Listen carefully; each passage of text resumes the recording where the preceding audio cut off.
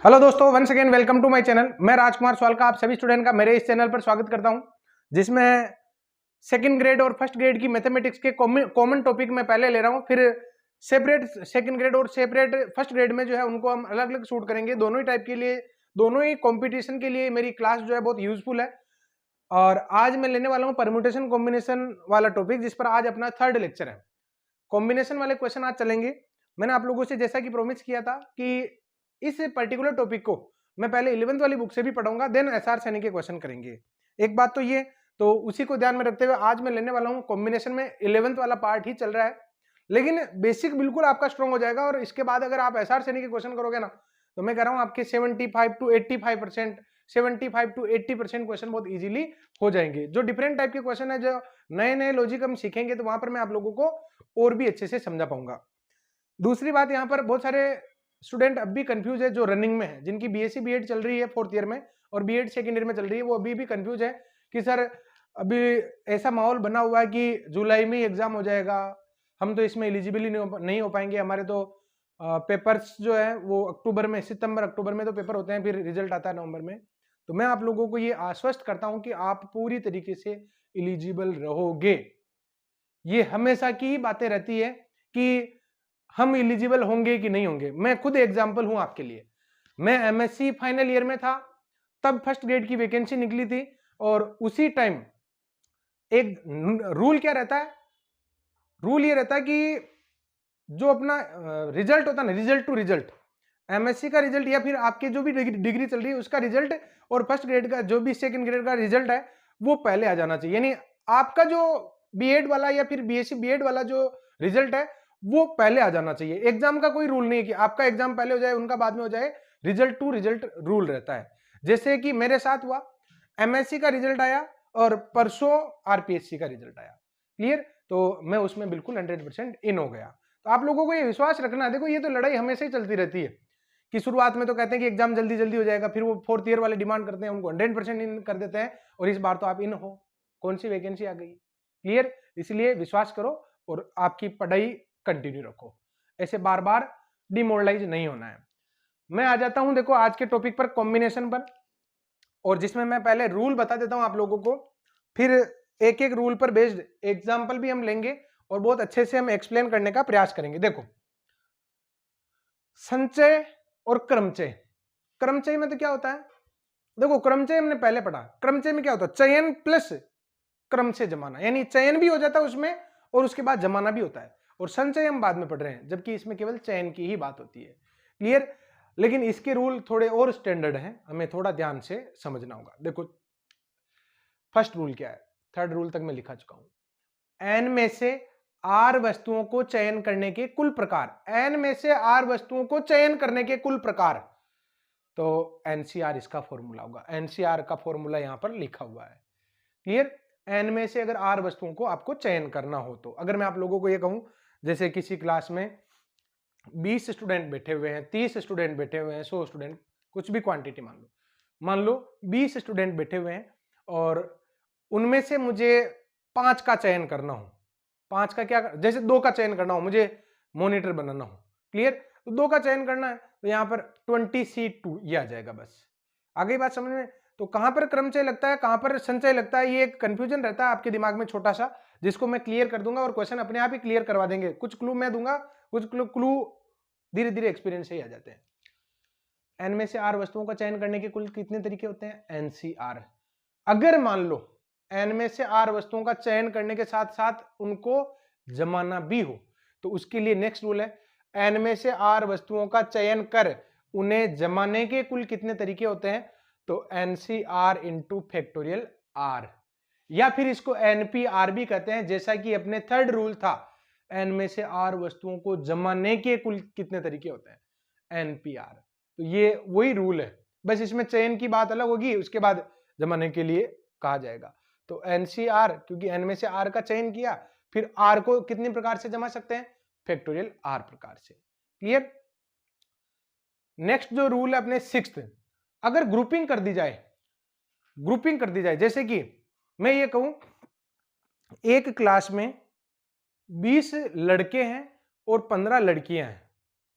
अगर एक क्लास में 20 लड़के हैं और 15 लड़कियां हैं।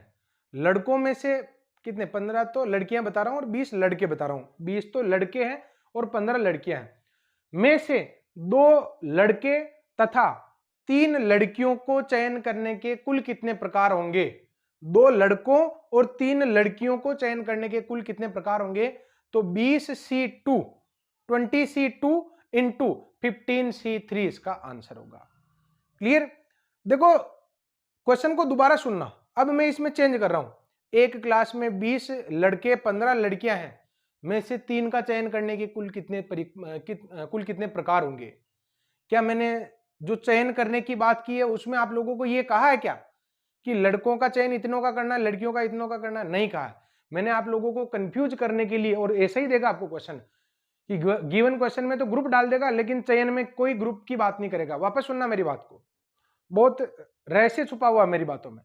क्लियर?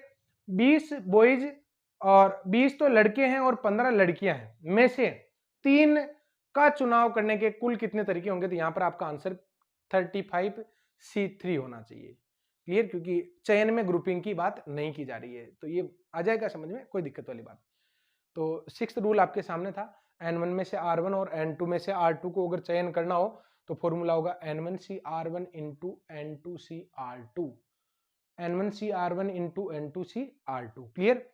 अब मैं 7th रूल की बात कर रहा हूं। अगर N1 में से R1 और N2 में से R2 का चयन करना हो, तो अगर चयन कर उन्हें जमाना हो तो N1CR1 इंटू N2CR2, और क्योंकि जमाना भी है तो चयनित कितने हुए? R1 प्लस R2, इतने चयन किए ना, तो उनको जमाने के कितने तरीके हो जाएंगे? Factorial R1 plus R2। एक रूल लिख रहे हैं हम, एग्जाम्पल के साथ रूल भी याद होंगे और बहुत अच्छे से समझ में भी आएंगे, no doubt. P and C में अंतर क्या है? नॉर्मली ये परम्यूटेशन और कॉम्बिनेशन के क्वेश्चन में हम कैसे फील करेंगे कि इनमें कौन सा वाला कॉम्बिनेशन लगाना? वैसे तो क्वेश्चन खुद ही कह देता है कि मैं ये चाहता हूं, फिर भी अगर मान लो थोड़ा बहुत कंफ्यूजन होता है किसी क्वेश्चन में, तो ये दोनों लाइनें याद रखें। सामान्यतः अंकों में और अक्षरों में इनमें क्रम का महत्व होता है, इसलिए यहां पर क्रमचय लगाया जाता है। क्योंकि हमें जमाना भी होता है तो ए बी और बी ए अलग अलग है, 1 2 और 2 1 अलग अलग है, इसलिए यहां पर क्रम का महत्व होता है। लेकिन समिति हुई, टीम हुई, परिषद हुई, इस प्रकार में क्या लगता है? संचय, क्योंकि समिति में, टीम में, परिषद में इनमें क्रम का कोई महत्व नहीं होता। Clear?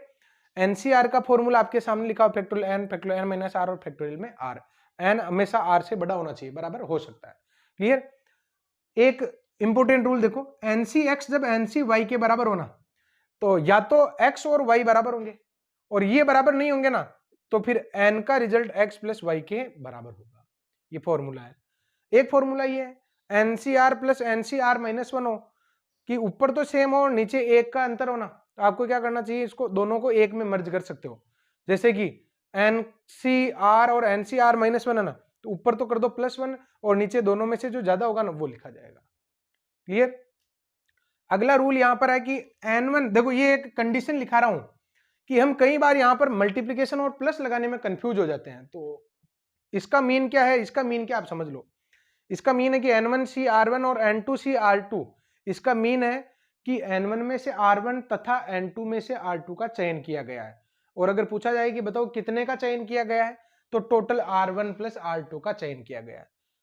Total R1 plus R2 का चयन किया गया। इसका मीन क्या होता है? जब बीच में प्लस लगा हुआ होता ना, तो इसका मीन होता है कि या तो R1 का चयन किया गया है या R2 का चयन किया गया है। Total quantity R1 plus R2 नहीं है, या तो R1 है या फिर R2 है। आगे बात समझ में? और ये कुछ रूल और लिखे हुए हैं कि n बिंदुओं को मिलाने से, n असंरेख बिंदु मिलाने से कुल कितनी रेखाओं की संख्या होगी? तो NC2। टोटल कितने बिंदु है? n। रेखा बनाने के लिए कितने चयन करने पड़ेंगे? 2। तो n में से 2 का चयन करने के कुल कितने प्रकार होंगे? NC2 होंगे। और अगर मान लो n असंरेखीय बिंदु है, n असंरेखीय बिंदु है और त्रिभुज बनाने हैं, तो बताओ त्रिभुज बनाने के लिए कितने बिंदु चाहिए? 3 चाहिए ना, तो n में से 3 का चयन कितने प्रकार से हो सकता है? NC3। तो ये रूल ये लिखा हुआ कि n असंरेखीय बिंदुओं से बनने वाले कुल त्रिभुज NC3। इस रूल का एक स्पेशल कंडीशन है कि आपको रेखाएं बनानी है, उसमें से m बिंदु संरेख हो, n में से m संरेख हो, तो कुल रेखाओं के लिए सूत्र होगा NC2 माइनस MC2 और प्लस में 1। क्लियर? अगर हम थोड़ा दिमाग लगाते हैं ना, तो इस रूल के बिना भी किया जा सकता है, बताऊंगा मैं। इस रूल का एक्सटेंशन कि त्रिभुज बनाने के लिए 3 चाहिए, लेकिन उसमें से भी n में से m बिंदु संरेख हो तो त्रिभुज कितने बनेंगे, NC3 माइनस MC3। क्लियर। और n व्यक्ति अगर एक दूसरे से हाथ मिलाते हैं ना तो इसके कुल कितने प्रकार होते हैं, n इंटू n माइनस 1/2। ये सारे फॉर्मूले आपके सामने हैं। कुछ फॉर्मूले आप लोगों को याद नहीं हो रहे होंगे, कंफ्यूजन 1% भी नहीं रहेगा। क्लियर। मैं शुरुआत करता हूं इधर, पेज नंबर 1 2 3 4 उल्टा चलता है मेरा सिस्टम। क्यों? मैं ये सोचता हूं कि भाई कॉन्सेप्ट आप लोगों को सामने दिखाई दे, इसीलिए नॉर्मली मैं इधर से शुरुआत कर देता हूं आप लोगों के सामने। अब मैंने पेज, वैसे मैं पढ़ता हूं तो आप लोगों को पता तो चल ही जाता होगा कि सर इधर से शुरुआत कर रहे हैं, इसका मतलब ये पेज पहला है। क्लियर। अब मैं आ जाता हूं इधर, तो पेज नंबर 1, पेज नंबर 2, 3 और 4 है। ये ग्रीन पेन कहाँ गया, देखो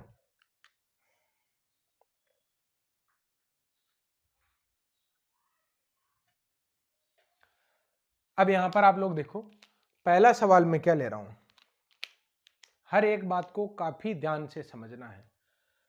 फॉर्मूले तभी दिमाग में फिट होते हैं जब हमने एग्जाम्पल में पूरा लॉजिक निकाल लिया हो। 2 पुरुष और 3 महिलाओं में से 3 व्यक्तियों की समिति बनानी है, तो यह कितने प्रकार से किया जा सकता है। अभी दूसरे क्वेश्चन को मत पढ़ो आप। 2 पुरुष है और 3 महिलाएं हैं। पुरुष कितने हैं, 2 है। पुरुष तो है अपने पास 2 और महिलाएं कितनी है, 3 है। पहला सवाल क्या है कि एक समिति बनानी है, 3 व्यक्तियों की समिति बनानी है। अब 3 व्यक्तियों की समिति कुल कितने प्रकार से बनाई जा सकती है, मुझे बताओ। कि पहले क्वेश्चन में आप लोगों को ये कहा क्या इस ग्रुप में से इतने लेने, इस ग्रुप में से इतने लेने, नहीं कहा ना। तो फिर आप लोग ग्रुपिंग की परवाह नहीं करोगे। अगर आपको चयन में ग्रुप के लिए नहीं कहा जा रहा ना तो फिर आपको टोटल में से उतने चयन करने हैं। क्लियर। तो आप बताओ कि यहाँ पर 2 पुरुष है और 3 महिलाएं हैं, तो कुल कितने हो गए, 5 हो गए। तो 5 में से 3 का चयन करने के कुल कितने प्रकार हो गए, 5C2 हो गए। क्लियर। और इसी में तो गलती करते हैं, हमारा दिमाग उधर रहता है, अरे यार यहाँ पर तो 2 पुरुष है 3 महिलाएं, 3 का चयन कहां से करूं। अरे भाई जब चयन करने के लिए आपको ग्रुपिंग के लिए नहीं बोला गया तो आप लोग भी क्यों परवाह करते हो। क्लियर।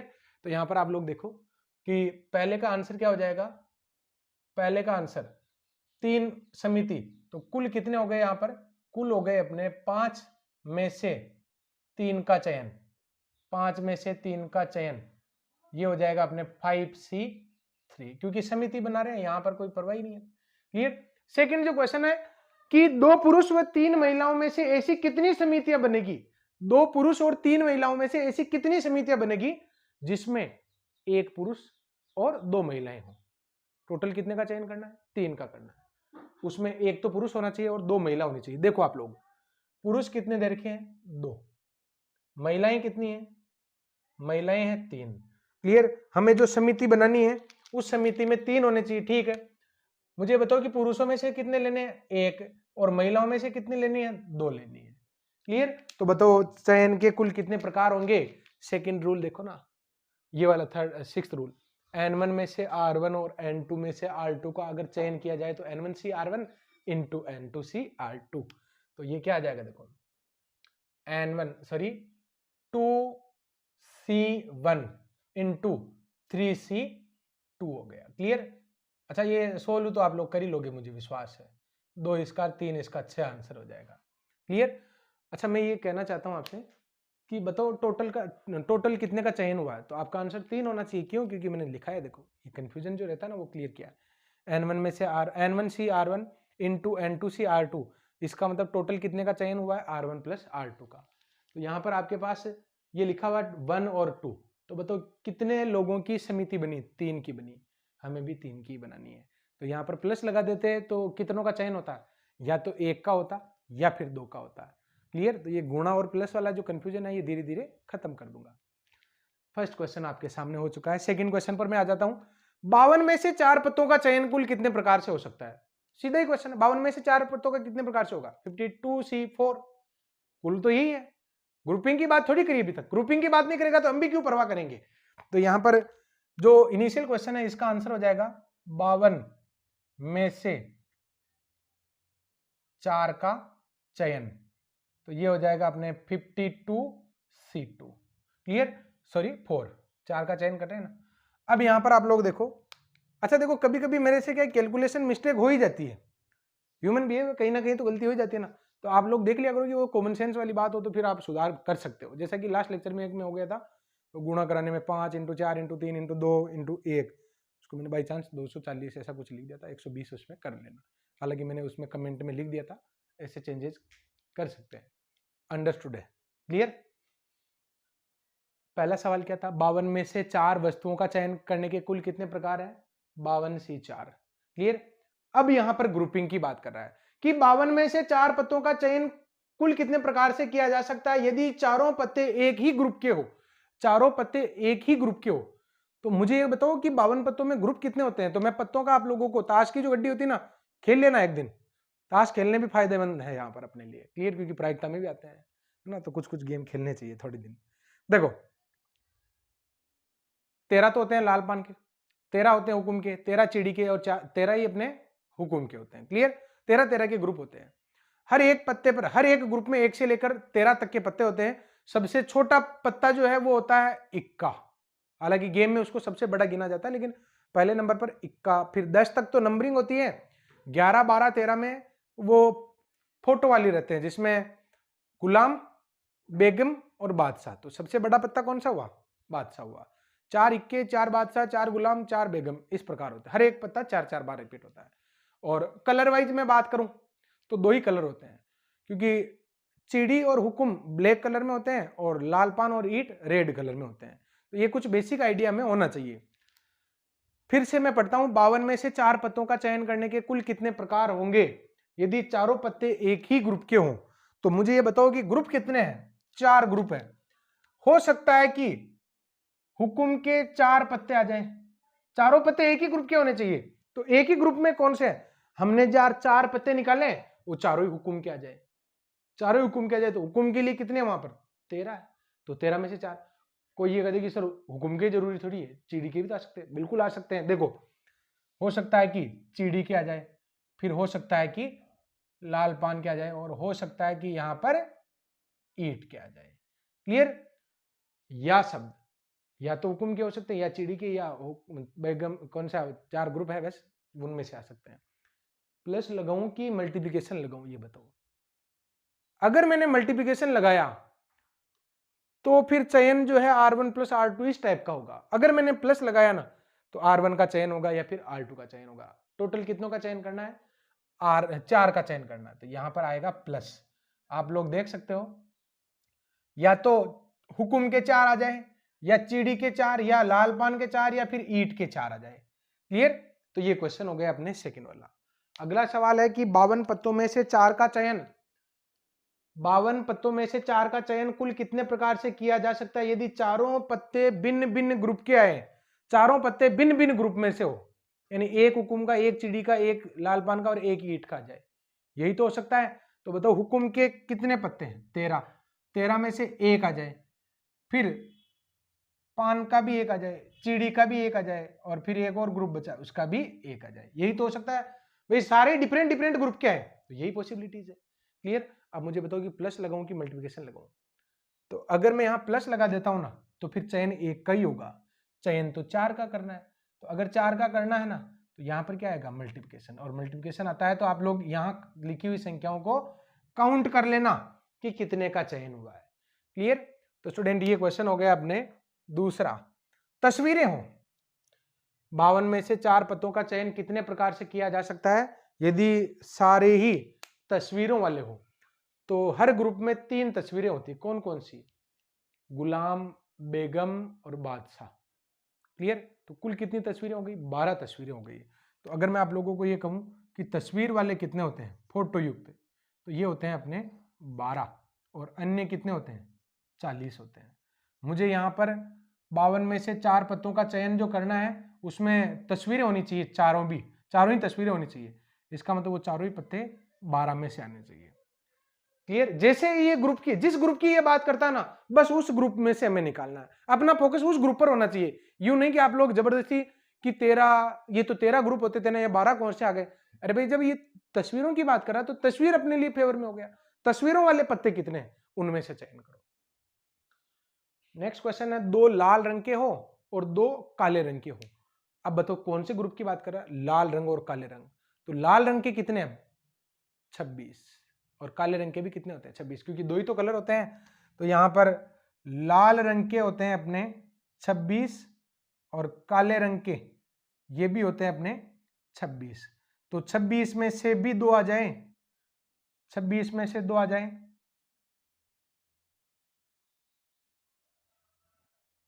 इसमें से भी 2 का चयन करना है और इसमें से भी 2 का चयन करना है। तो यह आ जाएगा 26C2 और 26C2 और यहां पर क्या आएगा मल्टीप्लिकेशन का साइन आएगा, क्योंकि यहां पर टोटल 4 पत्तों का चयन किया जाना है। क्लियर।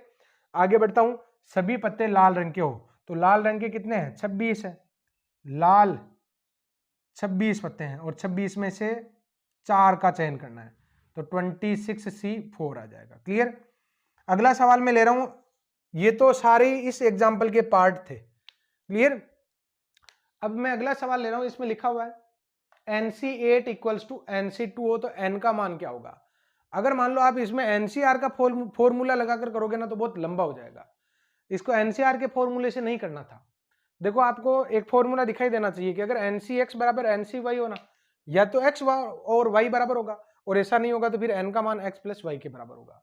आप लोग देखो यहाँ पर NCX बराबर NCY है, तो x और y बराबर है क्या, 8 और 2 तो बराबर नहीं हो सकते, तो फिर n का मान कितना होगा 8 प्लस 2, यानी कितना हो जाएगा ये 10 हो जाएगा। क्लियर। तो ये क्वेश्चन हो गया अपने सीधा ही। अगला सवाल मैं ले रहा हूं, वृत्त की परिधि पर 21 बिंदुओं से कुल कितनी जीवाएं खींची जा सकती है। इस क्वेश्चन को हम यहां पर नॉर्मल तरीके से कर रहे हैं, और मेरा ये क्वेश्चन है कि 4 बिंदु दे रखे, मान लो वृत्त पर 4 बिंदु हैं और जीवाएं बनानी है।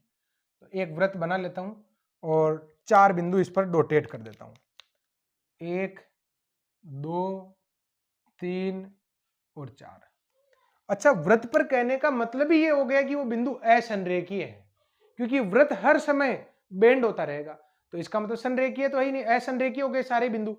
अब यहाँ पर 4 बिंदु है और मैं ये कह रहा हूं कि इन चारों बिंदुओं से कितनी जीवाएं बना सकते हो। तो आप लोग देखना यहाँ पर, अगर मैं इस बिंदु से शुरुआत करता हूं, ए वाले बिंदु, ये ए बिंदु है, ये बी बिंदु है, ये सी बिंदु है और ये डी बिंदु है। क्लियर। ए बिंदु को जोड़ो पहले, ए बिंदु बी से जा सकता है, सी पर जा सकता है और डी पर जा सकता है।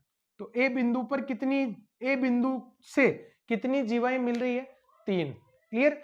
अब मैं यहां पर आ जाता हूं बी बिंदु पर, बी बिंदु को भी हम जोड़ेंगे ना, तो बी बिंदु ए से तो जुड़ेगा नहीं क्योंकि ए पर तो पहले ही पहुंच गया, तो बी का कनेक्शन सी के साथ और बी का कनेक्शन डी के साथ होगा। बताओ यहां पर कितने ऑप्शन हो गए, यानी बी से कितनी जीवाएं जा रही है 2।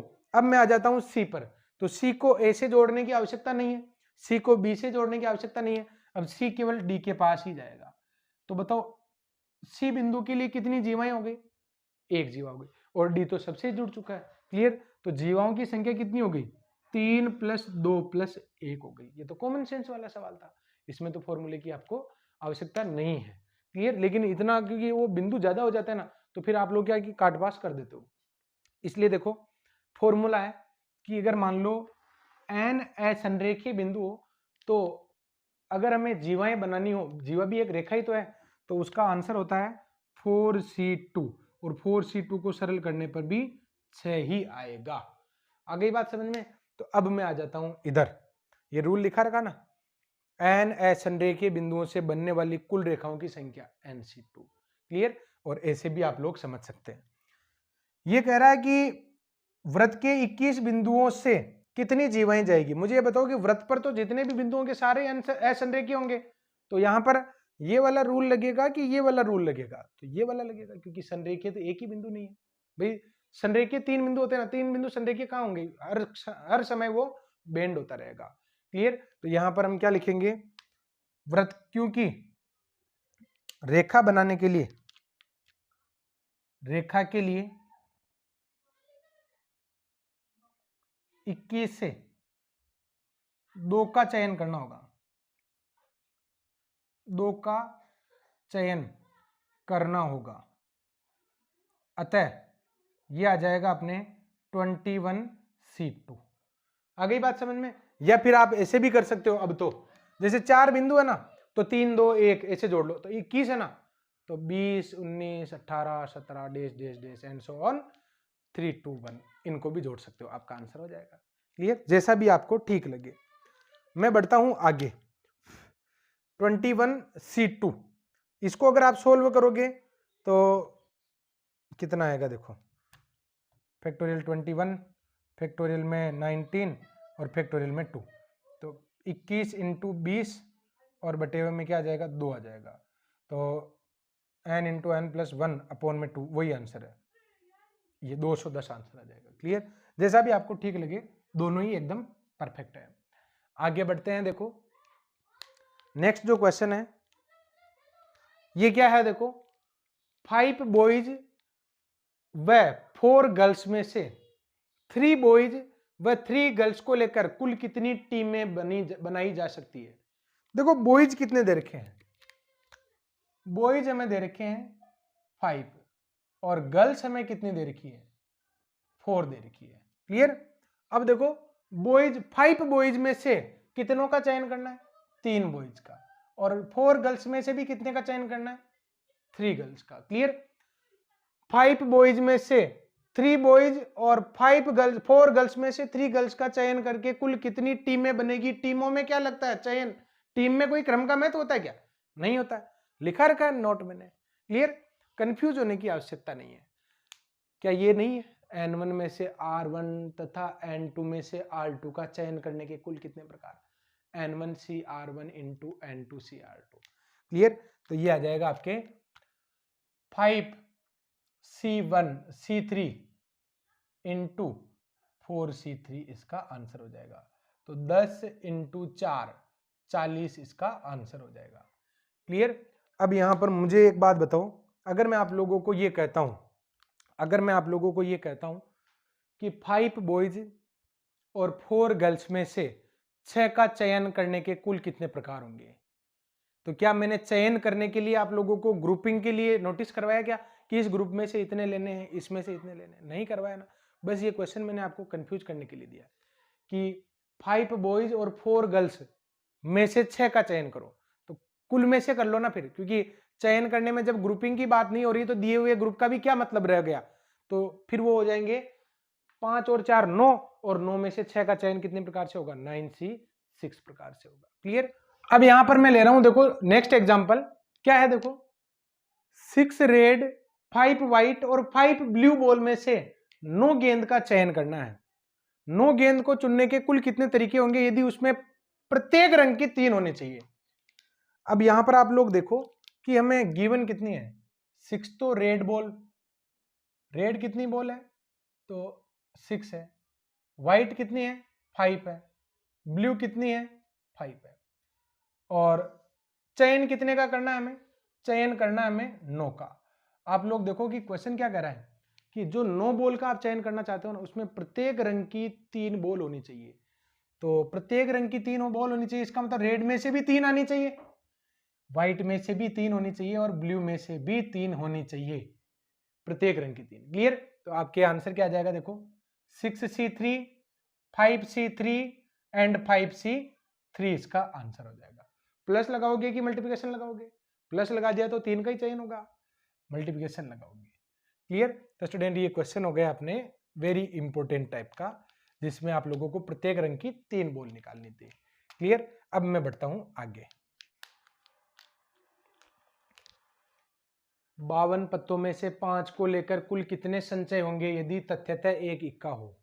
कुल कितने दे रखे हैं, कुल पत्ते कितने दे रखे हैं, कुल दे रखे हैं आपको 52, चयन कितने का करना है, चयन करना आपको 5 का। क्लियर, अच्छा देखो कुल कितने संचय होंगे यदि तथ्यतः एक इक्का हो, तो बताओ इक्के कितने हैं, इक्के तो इक्के है, इक्के कितने होते हैं 4 होते हैं, तो फिर इक्के के अलावा अदर सभी को एक ग्रुप में रख दो ना, इक्के की बात कर रहा ना, तो जो ये कह रहा है उसको एक ग्रुप में और बाकी सबको गौण करके एक ही ग्रुप में ले आओ। क्लियर, तो इक्के में 4 हो गए इक्के तो, और अदर कितने हो गए 48 हो गए। 52 में से 5 को लेकर कुल कितने संचय होंगे यदि तथ्यतः एक इक्का हो। इक्के में से कितने लेने हैं 4, इक्के में से कितने लेने हैं 1, कुल कितनों का चयन करना है 5 का, तो बाकी 4 की पूर्ति कहां से होगी, फिर 48 करेगा। तो यहां पर आ जाएगा 4, यानी आंसर हो जाएगा 4C1 इंटू 48C4। इंटू आएगा तभी तो 5 का चयन हुआ, ध्यान रहे, इंटू आएगा तभी 5 का चयन होगा। क्लियर। तो स्टूडेंट इक्के में से 1 और अन्य में से आ जाएंगे 4। क्लियर। आगे बढ़ता हूं। देखो 17 खिलाड़ियों में से 5 गेंदबाज हैं। 17 खिलाड़ियों में से 5 गेंदबाज हैं। क्रिकेट के 11 खिलाड़ी कितने प्रकार से चयन कर सकते हैं यदि तथ्यतः 4 गेंदबाज खिलाने हो।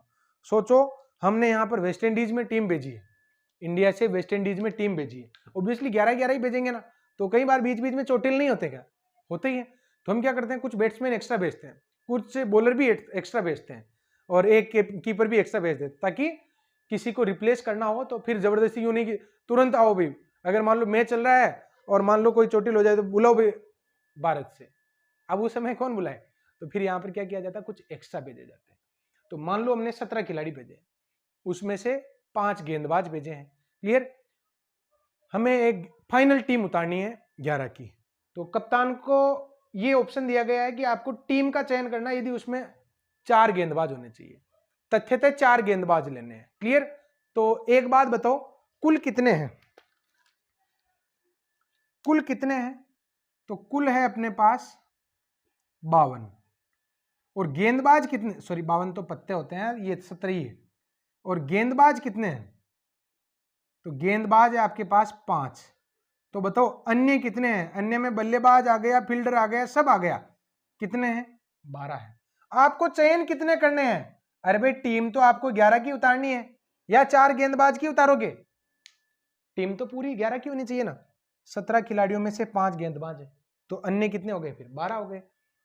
11 खिलाड़ियों की टीम कितने प्रकार से चयन कर सकते हैं, यदि तथ्यतः 4 गेंदबाज होने ही चाहिए, तथ्यतः 4 गेंदबाज होने चाहिए। तो बताओ गेंदबाज में से तो कितने लेने हैं, 4 लेने हैं।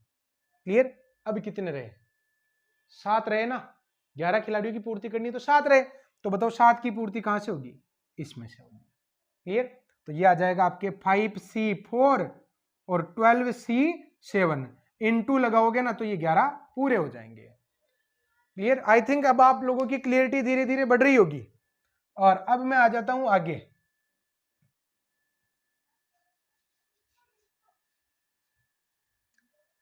नो पाठ्यक्रम से, अच्छा देखो एक अगला क्वेश्चन पढ़ने से पहले, हम जब 11th में जाते हैं ना, तो 10th से जब 11th में आते हैं तो सब्जेक्ट चूज करते हैं। क्लियर। साइंस लोगे, आर्ट्स लोगे, कॉमर्स लोगे, एजी लोगे, जो भी आपकी मर्जी। क्लियर। साइंस लेने गए भाई, साइंस लेंगे भाई, साइंस लेंगे, तो कुल कितने सब्जेक्ट होते हैं, 5 होते हैं। क्लियर। 5 लोगे भाई, कौन कौन से लोगे, आपको पूछा तो जाएगा कौन कौन से लोगे, आप कहोगे मुझे मैथ्स लेनी है, मुझे मैथ्स लेनी है। क्लियर। अब यहां पर आपने 3 तो चॉइस कर लिया कि फिजिक्स केमिस्ट्री मैथ्स है, बाकी की 2 चॉइस होती है क्या, नहीं, वो जबरदस्ती आपको दे दिया जाता है। हिंदी इंग्लिश तो आएगी भाई, पढ़नी ही पड़ेगी। 2 जो सब्जेक्ट होते हैं ना वो तो अनिवार्य है, उनमें तो आपकी मर्जी चलती नहीं है। आप साइंस लो तो भी वो हिंदी इंग्लिश पढ़नी है, कॉमर्स लो तो भी हिंदी इंग्लिश वो वाली तो आएगी। क्लियर। और अगर आप कॉमर्स या फिर आर्ट्स लोगे तो भी वो हिंदी इंग्लिश तो आएगी आएगी, यानी 2 सब्जेक्ट तो अनिवार्य होते हैं। तो आपकी मर्जी 2 पर तो चल ही नहीं रही है, लेने तो गए 5, लेकिन मर्जी तो आपकी 3 पर ही चल रही है। क्लियर। तो देखो यहां पर अपने स्कूल में है 9 पाठ्यक्रम, मान लो किसी स्कूल में 9 पाठ्यक्रम है कुल, उसमें से 5 पाठ्यक्रम का चयन करना है। यदि 2 पाठ्यक्रम अनिवार्य हो, 2 पाठ्यक्रम अनिवार्य है। एक बात बताओ, कहने को तो 9 पाठ्यक्रम में से 5 लेना था, लेकिन यहां पर 2 पाठ्यक्रम तो अनिवार्य कर दिए, तो फिर 2 पाठ्य हिंदी इंग्लिश की किताब तो पहले ही दे देंगे आपको, ये तो पकड़ो भाई। अब बची है 7 किताबें, इसमें से छांट लो आपकी इच्छा से 3, तो आपकी मर्जी, तो 7 में से 3 ही तो ले सकते हो, 2 तो लेनी ही पड़ेगी आपको। क्लियर। तो यहां पर आप लोग देखो कुल कितने हैं, कुल आपके पास 9 है, और अनिवार्य कितने हैं, अनिवार्य है आपके पास 2, तो शेष कितने हैं, तो शेष हो जाएंगे अपने 7। अतः 7 में से 5 का, अच्छा 7 में से 5 का कहां चयन होगा, चयन तो 3 का ही होगा, 2 तो दे दिया आपको जबरदस्ती, लो भाई 7 में से 3 का ही चयन होगा। चयन करना होगा। ये क्या आ जाएंगे अपने 7C3 आ जाएंगे। 1 2 3। ये वेरी वेरी इंपॉर्टेंट क्वेश्चन है, ये बहुत फेमस क्वेश्चन है, ये तो बहुत फेवरेट क्वेश्चन है, एसएससी का तो बहुत फेवरेट क्वेश्चन है इस टाइप का, और अपने भी बहुत फेवरेट क्वेश्चन है। क्लियर? देखो, इनवोल्यूट के वे शब्द जिसमें 3 स्वर और 2 व्यंजन लिए जाए। इनवोल्यूट में से वो शब्द बताओ जिसमें से 3 स्वर और 2 व्यंजन लिए जाए। मुझे ये बताओ कि इनवोल्यूट में स्वर कितने हैं? तो 1 2 3 4। तो स्वर तो है आपके पास 4, और व्यंजन कितने हैं? तो व्यंजन है यहां पर 1 2 3 4, 4 ही व्यंजन है। 4 ही है ना वास्तव में? नहीं तो कमेंट करो कि सर आपने गलत लिख दिया। 1 2 3 4 5 6 7 8, 8 ही है भाई। 4 स्वर है और 4 व्यंजन है। क्या कह रहा है? इनवोल्यूट शब्द में वो कितने शब्द बनाए जा सकते हैं जिसमें 3 स्वर और 2 व्यंजन हो? स्वर में से कितने लेने हैं? 3 लेने हैं। व्यंजन में से कितने लेने हैं? 2 लेने हैं। क्लियर? शब्द बना रहे हो, शब्द बना रहे हो। सामान्यतः अंकों और अक्षरों में क्रमचय लगता है, जमाना भी पड़ता है। आप लोग देखो, N1 में से R1, N2 में से R2 का चयन कर जमाने के कुल कितने प्रकार होते हैं? N1CR1 into N2CR2 into factorial R1 plus R2 भी होगा, क्योंकि जमाना भी तो है।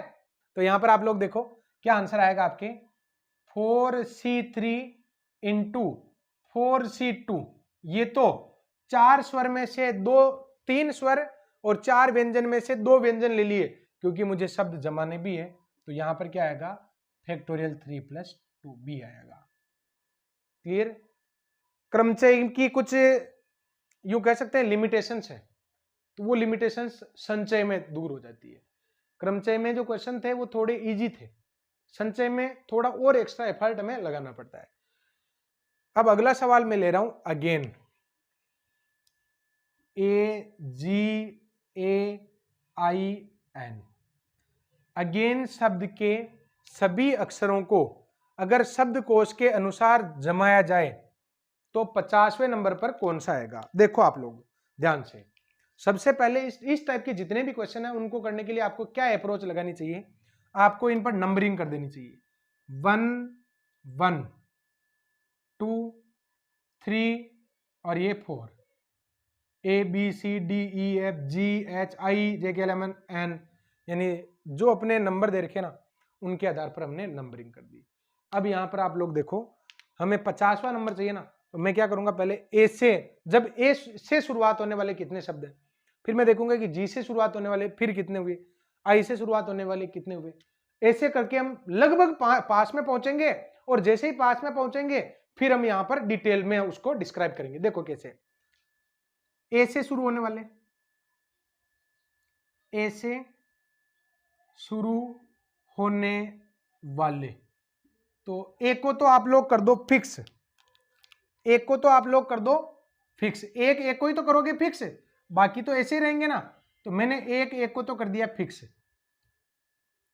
ये ए लिख दिया, ए से शुरू होने वाले। अब बाकी कितने बचे हैं? तो अब आपके पास बचे हैं GAIN। तो मुझे ये बताओ इस गेन शब्द को कितने प्रकार से जमा सकते हो? तो फैक्टोरियल 4 प्रकार से। ये कितने हो गए? 24 हो गए। कितने हो गए? 24 हो गए। क्लियर? अब मैं दूसरा जी से शुरू होने वाले, ध्यान रहे ए 2 बार है ना, तो उसको 2 बार नहीं लिखना है, आगे बस उसमें ए से शुरू होने वाले कुल कितने शब्द हैं? तो 24 है। क्लियर? अब मैं बात करूंगा दूसरे जी से शुरू होने वाले, जी से शुरू होने वाले। तो जी से शुरू होने वाले में आप लोग कर दो जी को तो फिक्स और बाकी को लिख दो। तो बाकी में क्या बचा आपके पास? AAIN, AAIN। मुझे ये बताओ कि इस एन शब्द को, AAIN शब्द को कुल कितने प्रकार से जमा सकते हो? फैक्टोरियल 4 बटेवा फैक्टोरियल 2। क्यों भाई? क्योंकि यहां पर रिपीट नहीं हो रहा क्या? ए 2 बार रिपीट नहीं हो रहा क्या? तो फिर कहोगे कि सर यहां पर भी तो 2 बार रिपीट हो रहा। कहां हो रहा है? एक को तो फिक्स कर दिया, बाकी को देखो ना, बाकी को देखो, बाकी 4 में कोई रिपीट हो रहा है क्या? नहीं हो रहा है, इसलिए फैक्टोरियल 4। यहां पर बाकी के 4 में रिपीट हो रहा है क्या? हो रहा है ना, ए 2 बार रिपीट हो रहा है। ये कितना आ जाएगा? 12 आ जाएगा। फिर 24 और 12 36, अभी 50 से दूर है, तो फिर मैं आई से शुरू होने वाले भी ले लेता हूं। आई से शुरू होने वाले चाहिए भाई, आई से शुरू होने वाले में आई को तो कर दो आप लोग फिक्स, और फिर यहां पर क्या बचेगा, ये बचेगा AGAN।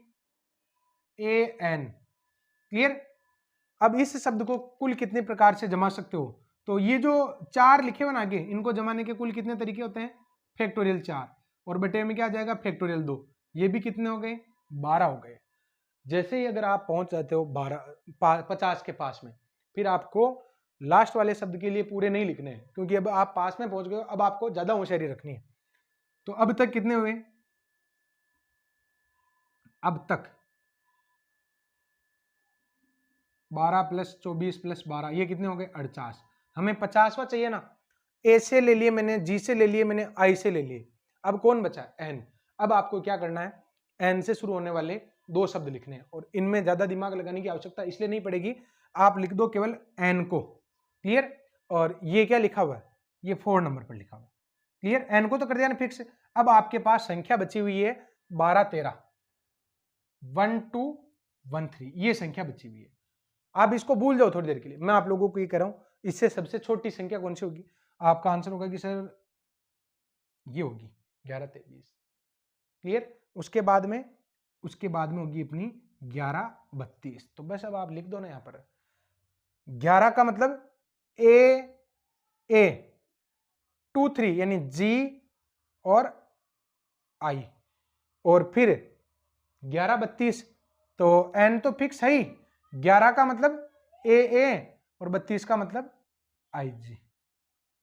क्लियर। अब यहां पर देखो ये कौन सा शब्द हो गया अपने 50वां। ये एक बहुत ही अच्छा सवाल है, आप लोगों को विशेष इस पर फोकस करना चाहिए। मैं चाहूंगा कि आप इसका 47वां भी निकालेंगे। तो 47वां कैसे निकालेंगे आप लोग, 47 जो 47वां ना वो कैसे निकालेंगे, 48 तो ये हो गए, फिर आपको ये देखना कि 48 तो ये हो गए, इसका मतलब अपना जो शब्द था वो पीछे है, तो फिर आपको आई से शुरू होने वाले में, जैसे अभी मैंने छोटी से बड़ी संख्या की तरफ बढ़ाना, आपको सेकंड लास्ट बड़ी संख्या चाहिए, सेकंड लास्ट बड़ी संख्या। क्लियर। तो लाइट भी चली गई है, लास्ट क्वेश्चन बचा है, अब इसको अधूरा नहीं छोड़ते हैं, पूरा कर ही लेते हैं। अब यहां पर देखो लास्ट एग्जांपल में ले रहा हूं, 5 गर्ल्स और 3 बॉयज को, 5 गर्ल्स और 3 बॉयज को एक सीधी रेखा में कितनी प्रकार से बिठा सकते हैं। मान लो कि आप लोगों को एक लाइन में बिठा के जिमाया जा रहा है। क्लियर। देखो एक 2 तरीके होंगे, एक तो राउंड टेबल पर, एक सीधी रेखा में। तो राउंड टेबल का अभी मैंने नहीं लिया है, उसका कॉन्सेप्ट अपने बाकी है, फिर पहले सीधी रेखा की बात करें। अगर सीधी रेखा में जमाना हो तो मान लो आपको जिम ने बिठा दिया है, और उसमें 5 तो लड़कियां हैं और 3 लड़के हैं। क्लियर। उनको सीधी रेखा में जिम ने बिठाना है। शर्त क्या रखी कि 5 लड़कियां और 3 लड़कों को साथ साथ एक सीधी रेखा में कितनी प्रकार से बिठा सकते हैं कि कोई भी 2 लड़के पास पास न बैठे, क्योंकि लड़के पास पास बैठेंगे तो फिर ज्यादा मिठाई खाएंगे ना, तो थोड़ी दूरी बना के रखें ताकि शर्म महसूस होती रहेगी उनको। देखो 5 गर्ल्स और 3 बॉयज को एक सीधी रेखा में कितनी प्रकार से बिठा सकते हैं, जब आपको जबकि कोई भी 2 बॉयज पास पास न बैठे। आपको क्या करना चाहिए, अपोजिशन में कौन है उनको पहले बिठाओ। अपोजिशन में कौन है, यहाँ पर गर्ल्स है, तो यहाँ पर गर्ल्स को पहले बिठाएंगे। तो आप लोग देखो कि गर्ल्स कितनी है, गर्ल्स है अपने पास 5, गर्ल्स कितनी है 5, और बॉयज कितने हैं 3 है। किनको साथ नहीं बिठाना है, हमें साथ में नहीं बिठाना है लड़कों को। तो लड़कों को अगर साथ में नहीं बिठाना तो लड़कियों को पहले बिठाओ। पहले किनको बिठाएंगे, पहले जी को बिठाना है, तो पहले लड़कियों को बिठा दो आप। तो यहां पर देखो लड़कियां कितनी है, तो जी जी जी जी एंड जी। क्लियर। अब यहां पर आप लोग देखो कि अब इनके बीच में कितने स्थान खाली हैं, बीच में तो इतने स्थान खाली हैं, साइड में भी तो खाली है, इधर भी बिठा दो ना, क्या दिक्कत है, दीवार थोड़ी आ गई, इधर बिठा सकते हैं ना, बस लड़कों को पास पास नहीं बिठाना। अब आप लोग देखो पहले किसको बिठाया मैंने, लड़कियों को, तो लड़कियों को 5 जगह पर बिठाना है, तो 5 जगह पर लड़कियों को जमाने के कुल कितने प्रकार होंगे, तो फैक्टोरियल में 5 होंगे। क्लियर। अब यहां पर देखो बॉयज के लिए ऑप्शन है, कितने बॉयज के लिए कितनी सीटें अवेलेबल होगी, 1 2 3 4 5 6, 6 स्थानों पर बॉयज को आप बिठा सकते हो। तो 6 में से कितनों का चयन करना है? 6 स्थानों पर कितनों का चयन करना है? 3 का। और फिर उनको भी तो जमाना है। तो देखो ध्यान से, 6 स्थानों पर 3 बॉयज को बिठाने के कुल कितने प्रकार है? तो 6 में से 3 का चयन कर उनको जमाने के कुल कितने तरीके हो जाएंगे? 6c3 इंटू फैक्टोरियल 3 इसका राइट आंसर होगा। आप लोग लिखें यहां पर, ये इसका मतलब है 5 जी को बैठाने के प्रकार, बैठाने के प्रकार। और ये किसका है? 6 स्थानों पर, 6 स्थानों पर 3 बॉयज का चयन कर प्रकार, बैठाने के प्रकार, बैठाने के प्रकार, ये इसका आंसर होगा। क्लियर? तो अगर मान लो इस तरीके से होता कि 5 गर्ल्स और 6 बॉयज को एक सीधी रेखा में कितने प्रकार से बिठा सकते हैं, यदि कोई भी 2 बॉयज पास न बैठे। अगर मैं बॉयज की संख्या कर देता हूं 6, अगर मैं बॉयज की संख्या कितनी कर देता हूं 6, और तो लड़कियां उतनी की उतनी है, तो 5 तो लड़कियों को जमाने के तरीके हो जाएंगे फैक्टोरियल 5, और क्योंकि अवेलेबल स्पेस कितने हो गए 6, तो 6 पर 6 को जमाने के कुल कितने तरीके हो जाएंगे? 6c6 इंटू फैक्टोरियल में 6। क्लियर? तो स्टूडेंट ये थी अपने आज की वेरी वेरी इंपॉर्टेंट क्लास। उम्मीद है कि आप लोगों को बहुत अच्छे से ये क्लियर हो गया होगा। अब आप एसआर सेने के कुछ क्वेश्चन करना, आप लोगों को कितने क्वेश्चन, सिमिलर क्वेश्चन देखने आपको, क्योंकि कुछ नई टाइप तो और भी है उसमें, तो मैं आप लोगों को उसमें भी बताने वाला हूँ। एक बात का विश्वास कीजिए कि एसआर सेने में वो सारे क्वेश्चन है जो हम कर चुके हैं, आप लोग इसमें सारे क्वेश्चन अब तक जो हमने किए हैं वो एसआर सेने में फिर से रिपीट होंगे, तो रिपीटेड क्वेश्चन को मैं स्किप कर दूंगा अब वहां पर। क्लियर? तो स्टूडेंट बने रहिए मेरे साथ, मैं आप लोगों को इसी तरीके से फर्स्ट ग्रेड और सेकंड ग्रेड की मजेदार क्लासेस रोज प्रोवाइड करवाता हूं। उम्मीद है कि आप लोग भी बहुत अच्छी मेहनत कर रहे होंगे और ये मेहनत आपकी जरूर रंग लाएगी। क्लियर? तो आज की क्लास में बस इतना ही। Thank you.